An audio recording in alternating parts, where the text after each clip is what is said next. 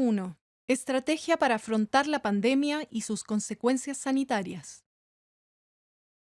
Luego de una crisis sanitaria generada por la estrategia de mitigación del COVID-19 seguida por el gobierno, hemos llegado a tener un control relativo sobre la pandemia en el país, gracias al exitoso proceso de vacunación. A pesar de esto, enfrentamos el riesgo latente de nuevas olas de COVID-19 por eventuales brotes en grupos no vacunados y, con el tiempo, la posible caída de la inmunidad en grupos vacunados, a lo que se suma el probable surgimiento de nuevas variantes del SARS-CoV-2. La experiencia internacional ha mostrado que no basta con vacunar, sino que es necesario mantener medidas no farmacológicas que permiten evitar el surgimiento de brotes y sus consecuencias. Los países que han aplicado medidas intensivas para cortar la cadena de contagios cuando presentaban un bajo número de casos activos han tenido tasas notoriamente menores de mortalidad y de uso del sistema sanitario, en comparación con países que siguieron estrategias de mitigación.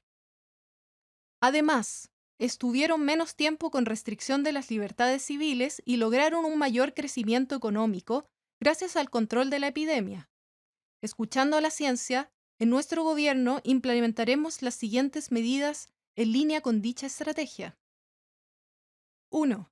Crearemos una nueva institucionalidad para la gobernanza de la pandemia, que integre especialistas e instituciones legitimadas de la sociedad civil y que actúe de forma transparente y base sus decisiones en la mejor evidencia disponible, con sistemas de trazabilidad de las decisiones y rendición de cuentas.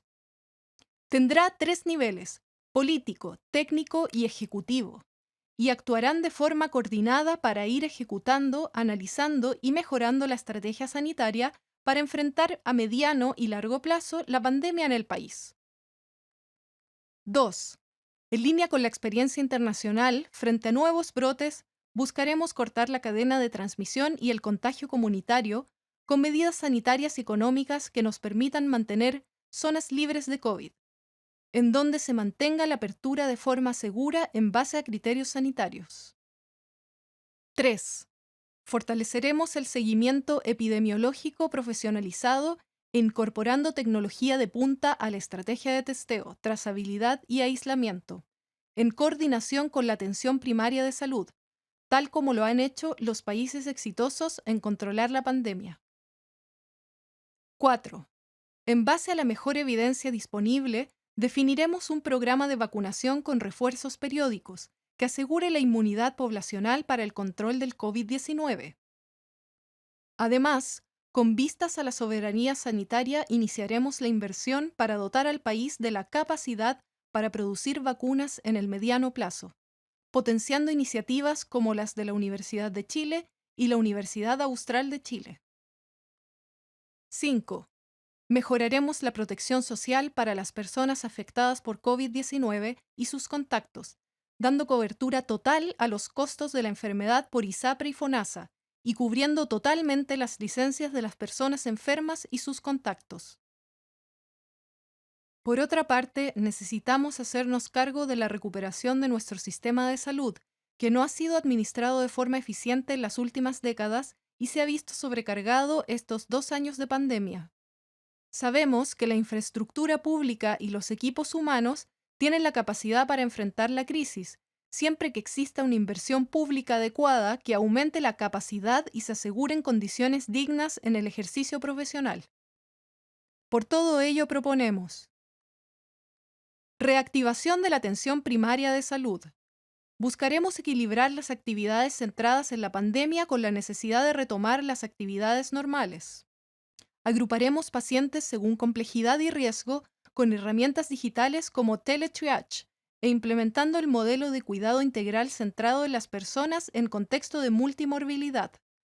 Así, los CESFAM priorizarán la atención de los grupos con mayor necesidad. Actualizaremos y potenciaremos el plan de salud familiar, que permitirá mantener los controles ambulatorios de los grupos de menor complejidad fuera del CESFAM.